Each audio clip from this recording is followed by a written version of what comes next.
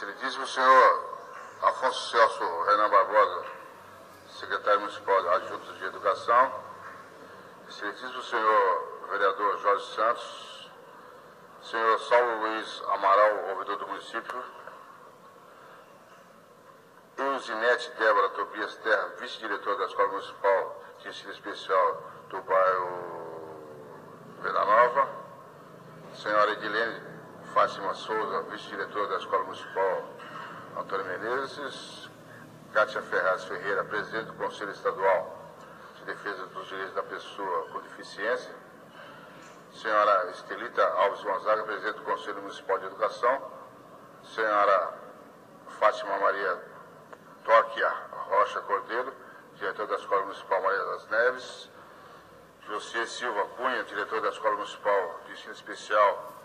do bairro de Venda Nova, senhora Laura Rocha, chefe do gabinete do vereador, já falei, Maria Cristina Vitor Silveira, diretor da Escola Municipal, vereador Antônio Menezes, representantes das mães dos alunos da Escola Especial de Ensino Especial de Venda Nova, representantes da escola normal também lá da Antônio Menezes, Patrícia Cunha, referência em ensino especial da SMED, que é aqui presente também.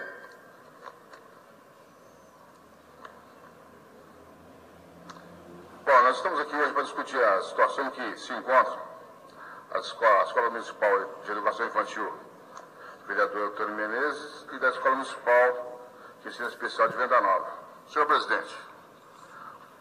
com muita tristeza e aperto no coração, peço licença para iniciar minha fala em distorção ao assunto aqui proposto, tendo em vista que, como todos sabem, foi anunciado em âmbito nacional ontem, inclusive, nós perdemos o nosso assessor lá, o Euler Edivan, excelente servidor, um pai de família dedicado ao filho amoroso, o senhor Euler Edivan de Souza Duarte. Deixa um filho de 3 anos, esposa, mostrando que nós aqui, na parte da educação, é de suma importância para que nós tenhamos uma futura segurança, uma segurança pública futura. E aqui, o que é discutido aqui hoje, vai ser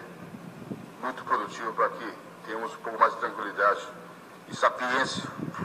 para com tudo isso.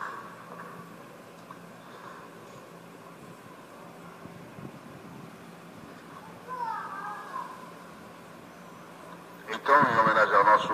assessor que foi morto